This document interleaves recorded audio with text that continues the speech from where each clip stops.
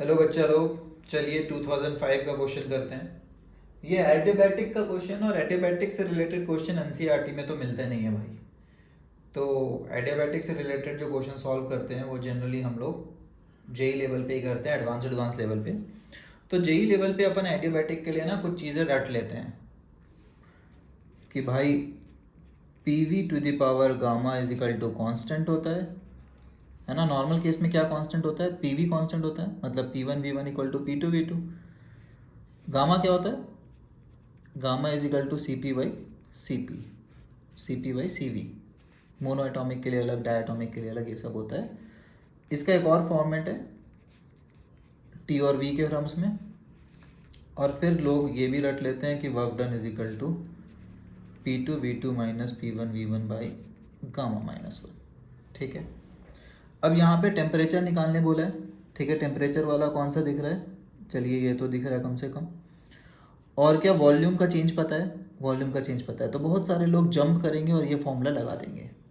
अब डिस्क्लेमर क्या है कि ये दोनों फॉर्मूला सिर्फ और सिर्फ रिवर्सिबल के लिए वैलिड है, क्योंकि रिवर्सिबल में ही P इंटू डी वी लेते थे अपन, फिर इंटीग्रेट करते थे, तब यहाँ पहुँचते थे। ठीक है। बट इंटरेस्टिंग बात यह है कि रिवर्सिबल हो चाहे इरिवर्सिबल हो, ये वाला फॉर्मूला दोनों में लागू हो जाता है। क्लियर? समझ में आया?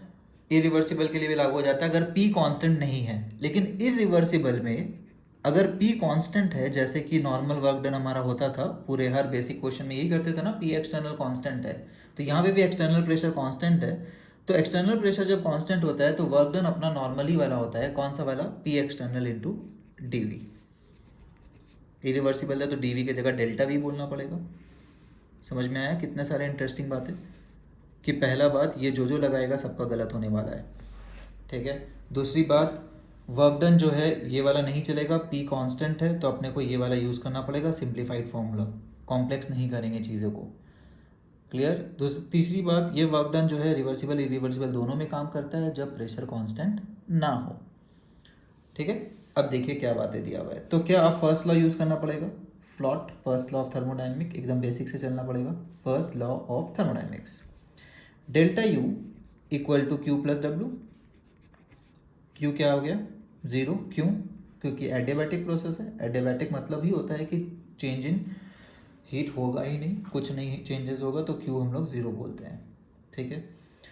अब डेल्टा यू आइडियल गैस दिया हुआ है। आइडियल गैस हम लोग पिछले क्वेश्चन में भी देखे, बोलते साथ हम लोग को समझ आना चाहिए कि ये वैलिड है। वर्क डन यहाँ पे कौन सा वाला फॉर्मूला वैलिड होगा? P into delta V. Clear? तो यहाँ पे लिख सकते हैं delta U is equal to Q plus W, और this is equal to minus P into delta V. ठीक है। अब यहाँ पे देख सकते हैं कि नंबर ऑफ मोल्स दिया हुआ है, हाँ दिया हुआ है। सी वी पता है, मोनो एटॉमिक, डायटॉमिक। अगर गैस का नेचर दिया हुआ है मोनो एटॉमिक है, एक एटम वाला गैस है कि दो एटम वाला। मोनो एटॉमिक कौन होता है? जैसे हीलियम, दो एटम वाला H2 वगैरह। तो अपने को सी वी पता होता है। सी वी कितना होता है मोनो एटॉमिक के लिए? मोनो मतलब वन होता है ना, तो मोनो एटॉमिक के लिए 1.5 होता है। डाई एटॉमिक, डाई मतलब टू होता है, तो 2.5 होता है आर के साथ, है ना। और नेक्स्ट होता है ट्राई एटॉमिक या फिर पॉली एटॉमिक के लिए अपन 3R बोल देते हैं। तो सी वी कितना है? 1.5 आर। ठीक है। 1.5 आर कितना होता है? 3/2 R. Delta T, T2 minus T1। Final temperature निकालना है T2। ठीक है। T1 कितना दिया हुआ? T is equal to P into delta V. Volume कितना है?